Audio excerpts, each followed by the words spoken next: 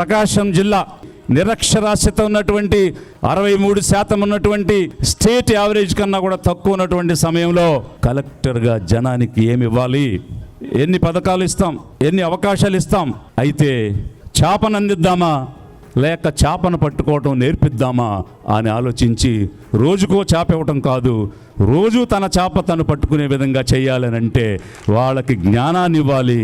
కాబట్టి అక్షరం నేర్పించాలి, అక్షరాస్యత చేయాలి అని అక్షరాస్యత ఉద్యమం తీసుకొని వస్తే 63 ఉన్న దాన్ని 78% లిటరసీని పెంచినందుకు రాష్ట్రపతి ప్రణబ్ ముఖర్జీ దగ్గర నుంచి అవార్డు తీసుకోవడం జరిగింది ఒక కలెక్టర్గా.